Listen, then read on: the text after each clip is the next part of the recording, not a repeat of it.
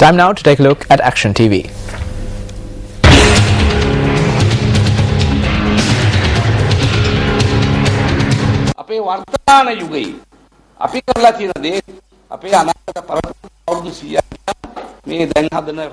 The irrigation projects that we have undertaken now must be conserved for future generations for 100 years to come, be it the Ma'uru Oya or the Muragaha Kanda Reservoir. These have a long history. We must conserve them, and we need a system which shows that history. The tsunami caused mass destruction, but what we did was flatten out all the rubble, and now there is no sign that there was even a tsunami. නමුත් අපි කරේ මොකද ඒවා ඔක්කොම සමතලා කළා අද සුනාමියක් ඇති වුණු ලකුණක්වත් අපිට පේන්නේ නැහැ. The minister made these remarks about the importance of conserving remnants of a bygone era for the benefit of the knowledge of future generations at an event held to announce the establishment of an irrigation museum yesterday. However, rather than refreshing knowledge on natural disasters, it is more important to learn lessons from these disasters and thereby minimize the damage caused by such events in the future. The real disaster on Monday was that when 300 millimeters of rain fell in Matale and surrounding areas, the Department of Irrigation, more than any other entity, failed to realize that this would cause extreme flooding in low-lying areas along the Dadru Oya. Although dissimilar in case, low-lying areas along the Dadru Oya experienced flooding in October as well. Area residents too bear testament to the fact that the area where the dam was being constructed for tanks in the Dadru Oya irrigation scheme was flooded as a result.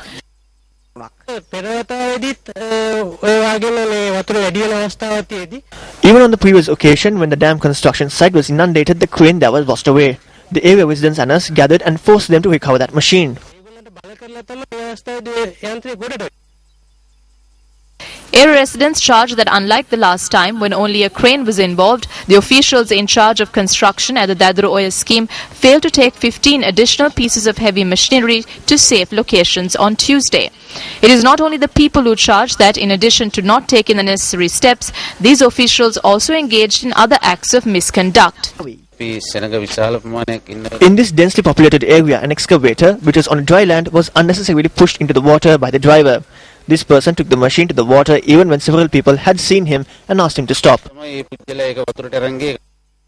Based on the Divisional Secretary's revelation, shouldn't steps be taken to commission a report on how the Department of Irrigation sustained the same damages from flooding as from a sudden tsunami? Shouldn't the authorities act on the recommendations of that report and then make a note of it in the proposed irrigation museum so that future generations too can learn from it? Minister of Irrigation and Water Resources Management, this one is over to you.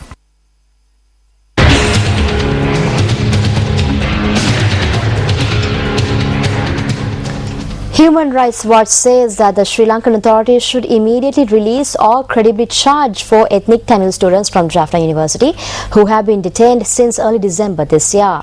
Human Rights Watch adds that the Terrorist Investigation Department arrested the students amid unrest in the northern east of Jaffna. It notes that 4 students were initially detained at the TID offices in Vaunia, and around December 10th they were transferred to the Rehabilitation Centre in Valikada, which holds an estimated 600 alleged former LTT cadres.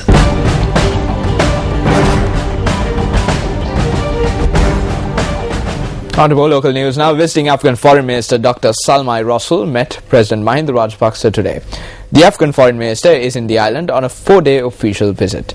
The President's media unit said that a range of topics including education, trade and cooperation were discussed at the meeting. Dr. Salmai Rasul noted that Sri Lanka's assistance is required to build a peaceful Afghanistan and that Afghanistan is not a threat to anyone.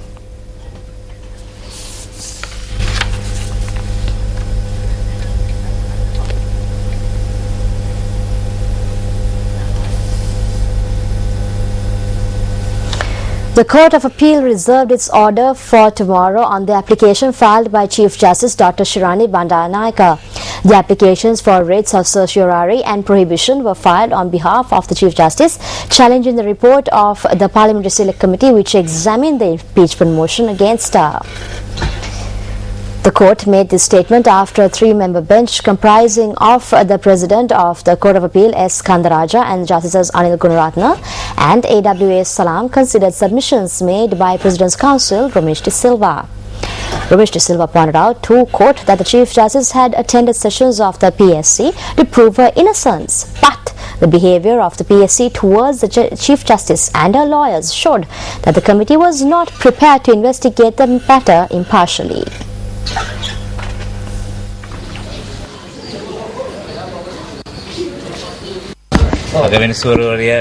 The applications for writ filed by the Chief Justice were taken up before the three-judge bench today. President's counsel Romesh De Silva made submissions on behalf of the petitioner. The bench stated that a decision would be provided by 11 o'clock tomorrow morning. Now,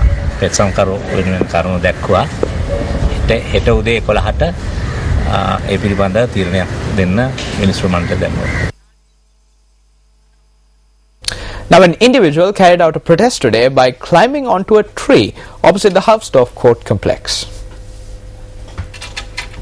The protester was a plaintiff in the Golden Key case. According to police media spokesperson SSP Prashant Chayakudi, the plaintiff had climbed onto a tree in protest, charging that he was treated unfairly when the Golden Key case was examined. I climbed this tree because there is no solution. My children and I cannot survive. Someone needs to solve this issue. The police media spokesperson added that the individual had climbed down from the tree at around 1 p.m. and had left thereafter. The Department of Census and Statistics states that economic growth slowed down to 4.8% in the third quarter of the year. Economic growth recorded in the same period last year stood at 8.5%.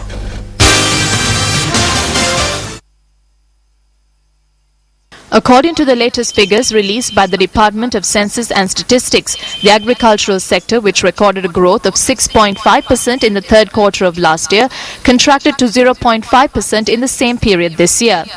The industry sector, which grew by 10.8% in the third quarter of last year, has grown by 7.3% in the third quarter of 2012. The services sector grew by 4.6% in the third quarter this year against a 7.8% growth last year. Incidentally, the Central Bank of Sri Lanka projected a 6.7% economic growth this year. On to one of our special segments now. According to the Holy Bible, Mother Mary travelled to visit her cousin Elizabeth after conceiving Jesus Christ. The location where the house of Elizabeth stood is now known as the Church of Visitation. Tonight we travel to Jerusalem to continue the story of Christmas.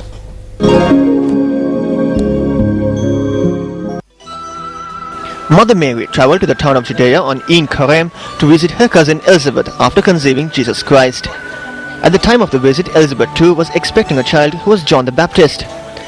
The Holy Scripture notes that upon Mary's arrival, the unborn John the Baptist recognized the unborn Jesus and leaped with joy in Elizabeth's womb. Holy night, all is calm, The reunion of Mary and her cousin Elizabeth is known as the Visitation and is commemorated by the present church, which is believed to stand over the site where the event took place. It is believed that Mother Mary stayed in the Judean town for 3 months. The freshwater spring which flows near the Church of Visitation is known as Mary's Spring. The Church of Visitation is believed to have been constructed over the house of Elizabeth. Tradition attributes its construction to Empress Helena of Constantinople in the 3rd century AD. Tradition attributes its construction to Empress Helena of Constantinople in the 3rd century AD. The current Church of Visitation was constructed in 1955 and was designed by Italian architect Antonio Barluzzi.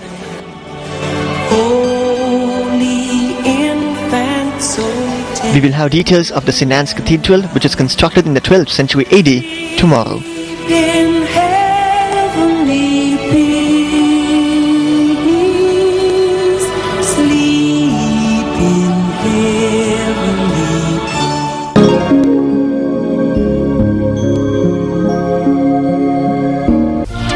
Well, with that, we wrap up your primetime news bulletin here on MTV Sports. And if you are looking forward to tomorrow, it's a few more hours till the last day before the Mayan calendar ends. I'm Krishna Panditharatna. And I'm Ramesh Rugal Bandara. Good night.